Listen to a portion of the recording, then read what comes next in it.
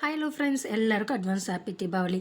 இது பக்கத்தில் ஸ்டோர் போகிற வழியில் நான் நவநீதா இருந்ததேன்னு சுற்றி பார்க்கலான்னு நாள் ஈவினிங் போனேங்க. சூப்பராக இருந்துச்சு உள்ளே. இவ்வளோ தூரம் பார்த்துட்டு வெளியில் வரும்போது வெறுங்க வச்சுட்டு வந்தால் நல்லா இருக்காதுன்னு ப்ளவுஸ் மட்டும் 2 எடுத்துகிட்டு வந்தேன். பட் ரொம்ப ரொம்ப நல்லா இருந்துச்சு. கலெக்ஷன்ஸ்லாம் ரொம்ப நல்லா வச்சுருந்தாங்க. இதை பார்த்துட்டு அப்போ தான் பாவாக்கே ஞாபகம் வந்துச்சு.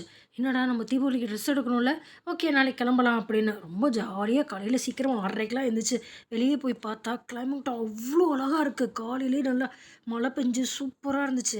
இருந்தாலும் வெளியில் போகணுமே, அதுக்கு இந்த மழை நிற்கணுமேன்னு வெயிட் பண்ணி மழை நின்னதுக்கப்புறம் கிளம்புனோம். எங்கே பார்த்தாலும் வான்கோழி பிரியாணி அட்வர்டைஸ்மெண்ட் தான்.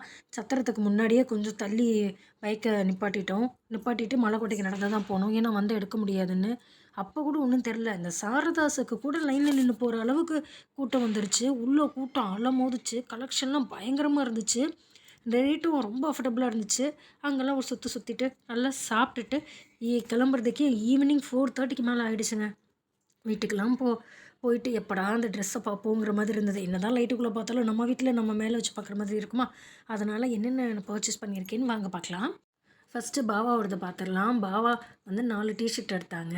எனக்கு பெருசாக ஷர்ட்டு எடுக்கலாமே அப்படி தான் தோணுச்சு. அவங்க தான் இல்லை எனக்கு டிஷர்ட் தான் வேணும்னாங்க.